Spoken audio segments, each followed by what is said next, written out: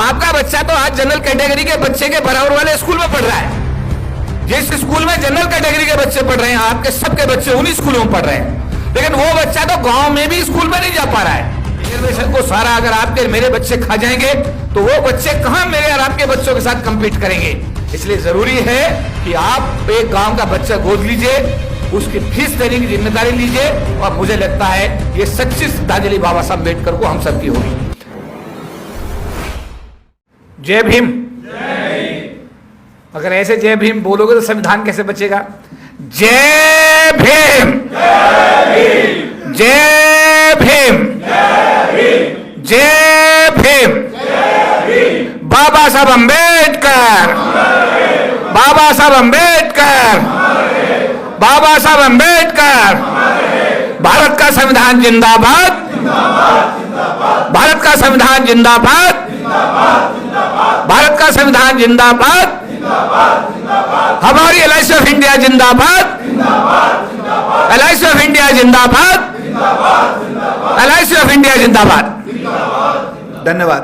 आदरणीय राघव साहब, करनाल मंडल के हमारे वरिष्ठ मंडल प्रबंधक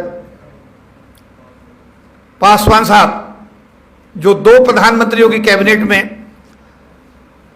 कैबिनेट मंत्री का अनुभव उनका है और नेपाल से विशेष रूप से दिल्ली पधारे हैं। हमारे आदरणीय मैम साहब, चोपड़ा साहब, चंद्रा जी, मौर्य जी, राजेश साहा जी, कमल बांसवाला जी, NK आर्य जी,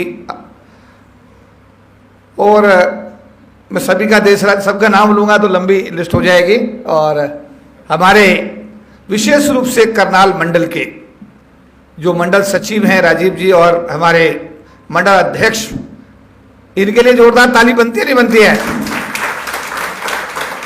मैं भी नहीं सोच रहा था कि करनाल में इतने सारे लोग आएंगे, सही बता रहा हूं आपको बात, आप नहीं, लेकिन आज आप दोनों ने मिलकर के जो आज ये संगठन को ताकत दी है, उसके लिए मैं आपको बहुत बहुत बधाई देता हूं और आपका अभिनंदन करता हूं। साथियों, LIC हमारी माँ है जिसने हमें रोजी दी है, रोटी दी है। LIC में आने से पहले मेरे पास साइकिल नहीं थी। आज मैं हवाई जहाज में ट्रेवल करता हूं, 30 लाख की गाड़ी में बैठ के चलता हूं, अच्छे घर में रहता हूं। कनॉट प्लेस में LIC ऑफ इंडिया ने पूरे भारत का मैंने भ्रमण किया। जितना बड़ा कार्यालय LIC ऑफ इंडिया ने हमको कनॉट प्लेस जैसी जगह में दिया है, अगर वो करनाल में होता तो बात कुछ और होती, गाजियाबाद में होता तो बात कुछ होती। वो दिल्ली के दिल कनॉट प्लेस के अंदर आपको 4000 स्क्वायर फीट का कार्यालय दिया है, जो अपने आप में एक बहुत बड़ी बात है। उसके लिए भी LIC ऑफ इंडिया का धन्यवाद है। आप भी उसको पिछले 25 साल से चला रहे हो।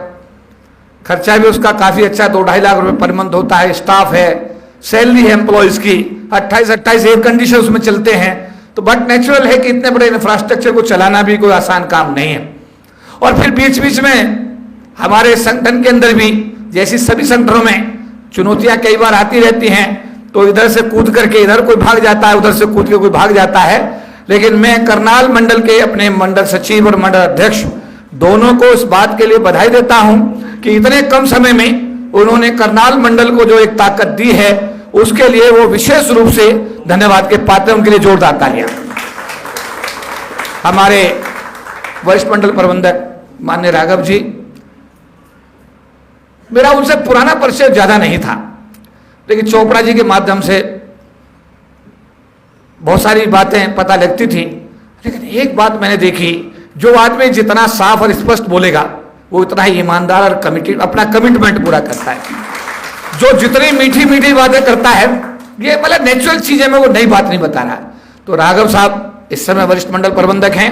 मैं शुभकामनाएं देता हूं कि अगले साल उनकी पदोन्नति हो और कहीं क्षेत्रीय प्रबंधक पद पर उनको बढ़िया जोन मिले, RM मार्केटिंग बने और आगे, क्योंकि कॉर्पोरेशन में बहुत गैप आ रहा है, ऊपर भी खाली खाली होता जा रहा है, लोगों की, अधिकारियों की बड़ी भारी कमी है। तो मैं तो ये उम्मीद करूंगा कि आने वाले समय में राघव साहब निगम के बड़े पदों को सुशोभित करें, क्षेत्रीय प्रबंधक इंचार्ज बने, और अगर सर्विस उनकी रहे तो MD मैनेजिंग डायरेक्टर तक भी। हमारे कई साथी जैसे भी हमारे सिद्धार्थ मोहंती जी हैं, उनका रिटायरमेंट था अभी 30 जून को, अडानी की रिपोर्ट आई, रिपोर्ट में गड़बड़ हो गया। हमारे जो मित्र हैं, हमारे भाई कुमार साहब, उनका एसीसी ने पास कर दिया, फाइनेंस डिपार्टमेंट फाइनेंस सर्विसेज को भी आ गया, लेकिन वो लेटर रिलीज होने में देर लग गई और उसकी वजह से क्या हुआ कि बीच में ये डेवलपमेंट हुआ और उनका एक्सटेंशन होने के बावजूद भी एक्सटेंशन उनका नहीं हो पाया।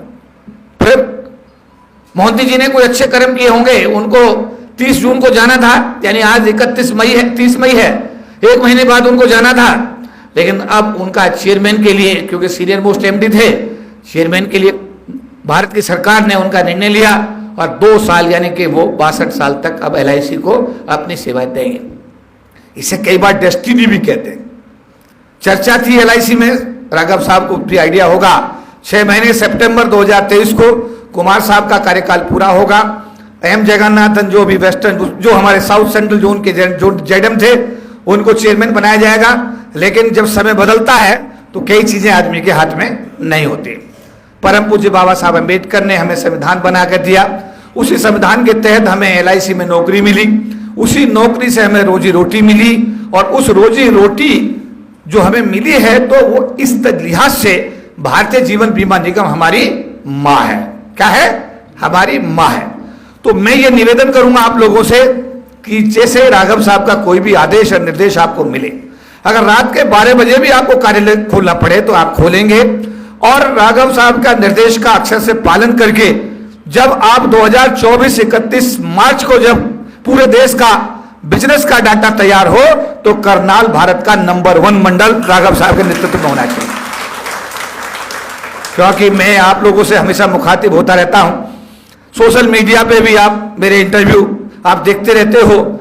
अगर आप मेरा नाम अपने मोबाइल में टाइप करो तो थक जाओगे देखते देखते। इतना मैंने बोला है पिछले वर्षों में, इतना समाज की समस्याओं पर चर्चा की है।